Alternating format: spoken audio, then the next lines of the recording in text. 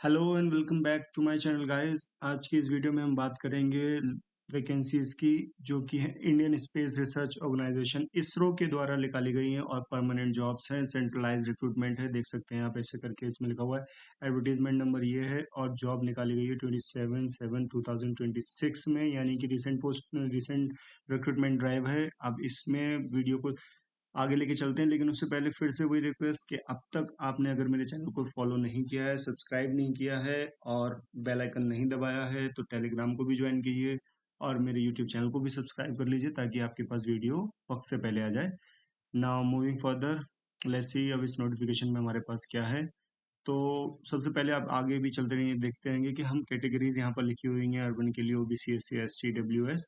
और इसके बाद इन्होंने जो एप्लीकेशन निकाली है वो सबसे पहले आप एक चीज़ और देख लीजिए कि ये एप्लीकेशन हमने निकाली किस चीज़। ओके, ये एप्लीकेशन है यहाँ पे, सॉरी, रिक्रूटमेंट ऑफ असिस्टेंट्स।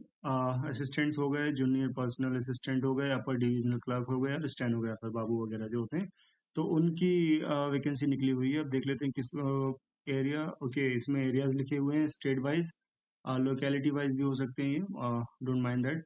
लेकिन कहाँ पे कितनी वैकेंसी है आप देख सकते हैं। अहमदाबाद में, Bengaluru, Mehsana, Hyderabad, Mahendragiri, new Delhi, Sriharikota, okay, Thiruvananthapuram, whatsoever. Okay, तो यहाँ पर आप देख सकते हैं कि 7 वैकेंसी इतनी निकली हुई है, इस कैटेगरी में इतनी है, इसमें इतनी है, इसमें इतनी है। ऐसे करके आप अपनी अपनी कैटेगरी देख लेना भैया कि किसकी कहाँ पर है। और अगर पर्टिकुलरली पोस्ट की बात करें तो इसमें लिखा हुआ है असिस्टेंट, सहायक। सहायक की पोस्ट कितनी निकली हुई है, तो यहाँ पर आकर के इनका टोटल है कि सहायक की पोस्ट इतनी 47 है, ऐसे ऐसे करके है ये। और इनकी निकली हुई है कितना, सॉरी, 113 है टोटल पोस्ट। और ये कितनी है टोटल, ये कैटेगरी वाइज है और ये यहाँ पे सम अप कर दिया है। अब post number 2 junior personal assistants हैं, तो उनकी कितनी है, कौन कौन सी लोकेशन पे है, ऐसे करके आप इन सबको देख लेना। पोस्ट नंबर 3 4 5, ओके, तो इनको आप देख लेना आपका कौन सा मैच कर रहा है कौन सा नहीं। ये एब्रिविएशन जो यूज़ किए गए हैं अनरिजर्व के लिए और इसके लिए, ऐसे ऐसे करके ये सब आप देख लेना। और क्या लिखा हुआ है, अब सबसे मेन चीज़ पे आ जाते हैं, क्वालिफिकेशन और एक्सपीरियंस पे।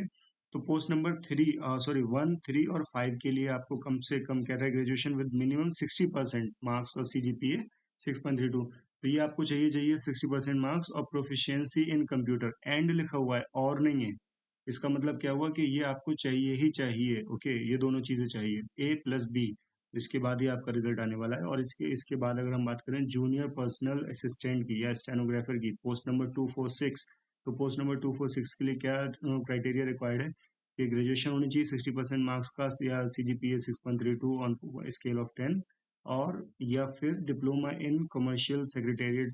ये प्रैक्टिस आपने बता दी, उन्होंने एक्सपीरियंस मांगा है, मतलब या तो वो हो या ये हो।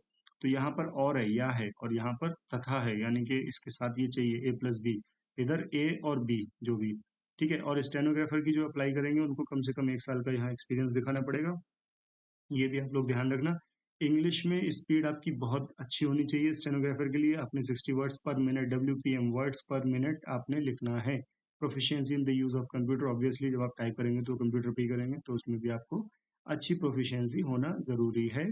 Where a university mentions both CGPA and percentage of marks in its degree or certificates consolidated mark sheet, then at least one criteria, either CGPA or percentage should meet। ठीक है, कोई एक चीज होनी चाहिए, दैट्स ऑल गुड, वो तो होना ही होना है, जब आप अप्लाई करेंगे तो एक तो होगा। ठीक है, बाकी कंडीशन आप लोग पढ़ लेना, वीडियो लंबी हो जाएगी वरना। मैं देखता हूँ इधर, बाकी दिखा रहा है एज लिमिट, इंग्लिश में देखेंगे, थोड़ा हिंदी मेरा वीक है। एज लिमिट में कहता है कि 28 years, okay, 28 years age of on 16 16/8/2026, ठीक है। 31 years for OBC candidate and 33, तो इन्होंने ये बता दिया लोगों को, आपको कोई कैलकुलेट नहीं करना कि 3 साल 5 साल। OBC के लिए 31 ईयर्स, SC ST के लिए 33 ईयर्स। तो दिस ऑल गुड, यहाँ पर अपना देख लेना कौन कब बॉर्न हुआ, किसके लिए कह रहे हैं। और PWD सर्टिफिकेट कामयाब है वहाँ पर, ये आपको सर्टिफिकेट देना पड़ेगा, लगाना पड़ेगा। तो अगर आप क्लेम कर रहे हैं, सॉरी, तो आपको लगाना पड़ेगा। Degree of disability for reservation, यानी किस लेवल पे जाकर के आपको रिजर्वेशन मिलेगा। Only such persons would be eligible for reservation in service post who suffer from not less than 40% of relevant disability. यानी कि अगर आपका हाथ, उंगली, आंख, नाक, कान जो भी खराब है, उसका कम से कम 40% इम्पैक्ट आपकी बॉडी पे आना चाहिए, तभी वो आपका रिजर्वेशन PWD में काउंट होगा। ओके, उसके बाद candidate apply for category should. हाँ, तो ठीक है, OBC के लिए अगर अप्लाई कर रहे हो आप, तो OBC का सर्टिफिकेट भी तो होना चाहिए आपके पास, वरना अप्लाई कैसे करोगे। तो कोई नई बात नहीं है, जैसा होता है सब में। उसके बाद लिखा है candidate applying for the post EW, और उनका भी ईडब्ल्यूएस का। ठीक है यार, ये नॉर्मल चीज़ें आप अपने हिसाब से देख लेना। कह रहे हैं कि how to apply, candidate must apply for multiple post subject to condition. कर सकते हैं, मल्टीपल पोस्ट के लिए अप्लाई भी कर सकते हैं, यानी आप स्टेनो के लिए, असिस्टेंट के लिए, दोनों के लिए अप्लाई कर सकते हैं अगर आप कंडीशन मैच करते हैं। ए कैंडिडेट में apply for different post under different zone but can not apply for the same post. ठीक है, तो आप मल्टीपल पोस्ट के लिए अप्लाई कर सकते हैं, लेकिन दूसरी और जगहों से आप सेम पोस्ट के लिए अप्लाई नहीं कर सकते, फिर दिक्कत आ जाएगी। आपने अहमदाबाद में भी अप्लाई कर दिया स्टेनो के लिए, और आपने दिल्ली में भी अप्लाई कर दिया स्टेनो के लिए। नहीं, अहमदाबाद में होकर के आप स्टेनो के लिए और आप असिस्टेंट क्लर्क के लिए, जूनियर के लिए अप्लाई कर सकते हैं, बट सेम पोस्ट के लिए दो जगह से अप्लाई नहीं कर सकते। ओके, तो फिर वरना दिक्कत आ जाएगी, हो सकता है आपका वही खत्म हो जाए, क्या बोलते हैं उसको, आपका एडमिट कार्ड ही ना है, एप्लीकेशन रिजेक्ट हो जाए। फिर कहते हैं एप्लीकेशन फॉर ये देखो 27/7/2026 10 AM एंड लास्ट डेट 16 है। तो आज ये वीडियो मैं लेट नहीं बना रहा हूँ, देखिए आज है 3 अगस्त, तो ये मैं टाइम पे दे रहा हूँ बिल्कुल वीडियो के, तो इससे नाराज मत होइएगा। लास्ट डेट है आपकी 16 अगस्त आज़ादी के बाद। ठीक, फिर देख लेते हैं कैंडिडेट, ये कंडीशन याद पढ़ लेना, ठीक है, मुझे अच्छा नहीं लगता बार बार लंबी वीडियो करने में। एनओसी ले लेना अपनी जहाँ से काम वाम करते हो अगर, और बाकी एप्लीकेशन फ़ी 100 है फॉर ऑल है। आप ये फीस देख लो अपनी भाई के, डिवीज़न क्लर्क के लिए जो अप्लाई करेगा उसने 500 देना है, और जो जूनियर असिस्टेंट के लिए अप्लाई करेगा उसे 500 देना है। और द पोस्ट ऑफ स्टैंड वो ऑटोनोमस बॉडी क्या होता है, जो उनके अंडर में काम करते रहेंगे, ठीक है, तो वो उनको 1000 रुपये देना है अगर ऐसी कंडीशन होंगी, यानी कि ऐसी ऑटोनोमस बॉडीज जो इनके अंडर में आ रही हैं, तो उसकी पोस्ट के लिए अप्लाई कर रहे हैं उनके यहाँ पोस्ट के लिए, तो आपको 1000 रुपीज़ देना है। कैसे कैसे देना है, तो ये ऐसे हो सकता है, यूपीआई हो सकता है, क्रेडिट कार्ड, इंटरनेट बैंकिंग, और उसके बाद लास्ट डेट हमने ऊपर देख ही ली ऑलरेडी, एक बार फिर से देख लेते हैं, 16/8 है। कोई प्रॉब्लम नहीं है। इस rule not be responsible pending फिर लो, इन्होंने अपना कंधा झाड़ लिया भाई, पेंडिंग ट्रांजेक्शन हो गया तो बैंक जिम्मेदार है, इसरो नहीं होगा, अच्छी बात है। प्रोसेसिंग फ़ी जो आप जमा करेंगे वो रिफंड कर दी जाएगी। ध्यान रखना, ये एग्जामिनेशन वो वाली एप्लीकेशन फ़ीस नहीं है, प्रोसेसिंग फ़ी है, प्रोसेसिंग फ़ी वापस कर दी जाएगी, और इसकी कंडीशन है ये देख लेना। जैसे 100 रुपये का, मतलब बहुत बड़ी चीज़ नहीं, 100 रुपये का अमाउंट है, तो वो वापस आपको आ जाएगा, कैसे कैसे आएगा वो देख लेना। उसके बाद डॉक्यूमेंट्स पे आ जाते हैं। डॉक्यूमेंट्स में लिखा है recent colour size photo not older than 6 months, और ये फॉर्मेट लिखा हुआ है इसी फॉर्मेट में, और इसी साइज में चाहिए हमें। सिग्नेचर जेपीजी में चाहिए, और जेपीजी और जेपीईजी में चाहिए। मैक्सिमम साइज 50 to 100 हो गया। SC ST disability acceptance applicable processing fee and certificate हो गया, तो इनकी पूरी फुल रिफंड आ जाएगी, लिखा है full refund of processing fee. जो भी प्रोसेसिंग फी आपकी 100 200 500 वो आ जाएगी वापस इन लोगों के लिए। ठीक है, फोटो सिग्नेचर जेपीजी फॉर्मेट में होना चाहिए। उसके बाद और देख लेते हैं क्या है। बैकग्राउंड आपका वाइट प्रेफर कर रहे हैं, जब आप फोटो क्लिक कराएंगे तो बैकग्राउंड को अपने वाइट रखिएगा, ये भी आपसे कह रहे हैं। और नीचे आ जाते हैं डायमेंशंस वगैरह हैं, हस्ताक्षर नए सिग्नेचर की डायमेंशंस हैं, ओके, इसको देख लेना। सिलेक्शन प्रोसीजर जो कि सबसे ज़्यादा ज़रूरी है, इसके लिए देख लेते हैं क्या कह रहे हैं कि single objective paper for post number 1 3 and 5, ध्यान से देखना भाई। Single objective type paper with duration of 150 minutes with compensation time as applicable for PWD candidates, तो उनको एक्स्ट्रा कुछ मिलता होगा। Syllabi and pattern of printers is that annexure 1, नीचे देख लेंगे अभी। यानी और 246 के लिए भी आपको क्या है कि single objective paper duration of 150 minutes, तो आपके पास कुछ क्वेश्चंस आएंगे, 150 मिनट्स आपका टाइम पीरियड होगा, पीडब्ल्यूडी को एक्स्ट्रा टाइम दिया जाएगा जो भी अलॉटेड कंडीशंस के हिसाब से होगा। तो इसमें लिखा हुआ है 50% पार्ट ABCD और अनरिजर्व कैंडिडेट्स हैं जो उनको क्वालिफाई करना है 50% मार्क्स में, और जो कैटेगरी क्लेम करना है उनको 40% मार्क्स में क्लेम करना है। दोनों चीज़ों में सेम सेम है। स्किल टेस्ट की बात कर लेते हैं। Based on your performance in written test candidate will be shortlisted, तो ठीक है। जो आपका रिटन टेस्ट होगा उसके बाद आपको कॉल आएगा इंटरव्यू के लिए, और उसके बाद आपका सिलेक्शन प्रोसीजर है जो वो कंप्लीट होगा। तो उसके लिए आपको सब रिपीटेड कंडीशन है। कंप्यूटर, ये वाली पोस्ट में कंप्यूटर लिटरेसी टेस्ट हो सकता है, स्टेनोग्राफी टेस्ट होगा, वो भी होगा, ठीक है।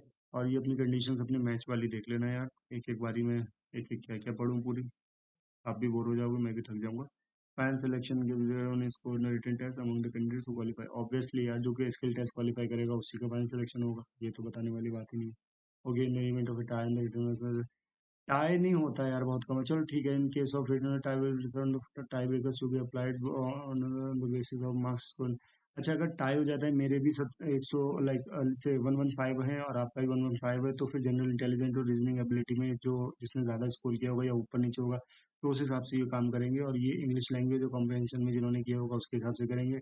और प्रेफरेंस भी दे सकते हैं वरिता ओके कि date of birth with older candidate placed higher, यानी कि किसी का लाइक कोई 27 का है और कोई 24 का है, तो 27 वाले को आप ज़्यादा वरीयता देंगे, मतलब जो ओल्डर है उसको ज़्यादा दे रहे हैं, ठीक है, अगर टाई हो जाता है तो।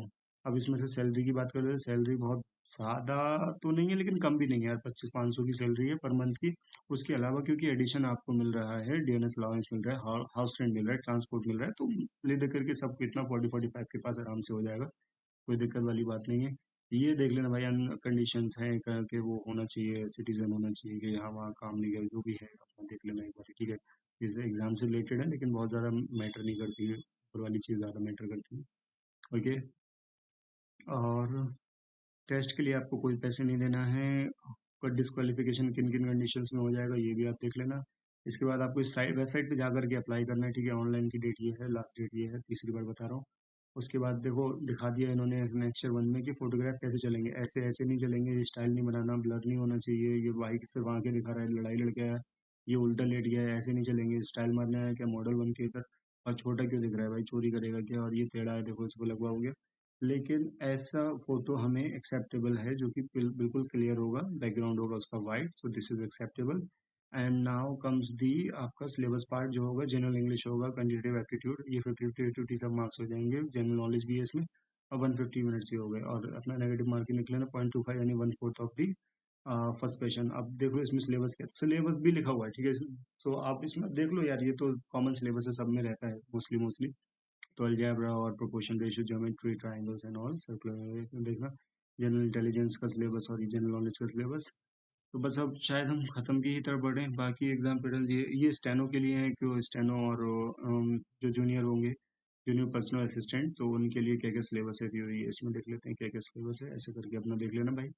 और इसके बाद स्किल टेस्ट, कंप्यूटर टेस्ट जो होगा वो किस बेसिस पे होगा, तो ये भी इन्होंने बता दिया है कि स्प्रेडशीट वगैरह बनाएंगे, सर्टेन फार्मूला, एक्सेल चलवाएंगे आपसे, हो सकता है पावर पॉइंट वगैरह वो भी कराएं, प्रेजेंटेशन बनवाएं। ये देखो पावर पॉइंट भी आ गया, पावर पॉइंट बनाएंगे तो आपसे करा सकते हैं, ड्यूरेशन ऑफ टेस्ट कितना आ गया सर, 75 मिनट्स आ गया। स्टेनोग्राफी का होगा तो 60 मिनट, 60 वर्ड्स पर मिनट लिखना है अपने टाइम, ऐसा ऐसा है। क्राइटेरिया क्या लिखा हुआ है कि एब्रीमिशन और omitted mistake number every substitution equal to, ठीक है यार, जो मिस्टेक होंगी वो तो आपको मार्क करी जाएंगे, जो भी बोल चुके होंगे उसको मिस्टेक ही काउंट किया जाएगा। Okay okay okay okay okay. अब ये अपना फॉर्मूला लगा के देख लेना भाई, ये मार्क्स किसके निकल रहे हैं। So that's it my brothers और उनकी सिस्टर्स, ये है आपका नोटिफिकेशन इसरो के लिए अगेन, और परमानेंट जॉब है, ऑल टुगेदर कुछ 200-230 समथिंग पोस्ट हैं, तो आप जिस भी शहर से अप्लाई ज़रूर करिएगा। और विदा लेने से पहले फिर से एक बार रिक्वेस्ट करूंगा, मेरे यूट्यूब चैनल को सब्सक्राइब कर लीजिए, टेलीग्राम का लिंक आपको डिस्क्रिप्शन में मिल जाएगा, डिस्क्रिप्शन में जा करके आप मेरे चैनल को ज्वाइन कर सकते हैं टेलीग्राम को, और इंस्टाग्राम का भी चैनल का लिंक आपको मिल जाएगा डिस्क्रिप्शन में, उसमें जा करके भी आप अपना जो है मुझे फॉलो कर सकते हैं। बाकी और ऐसी वीडियोस के लिए मेरे साथ बने रहिए, तब तक मिलते हैं आपको दूसरी वीडियो में। Okay bye.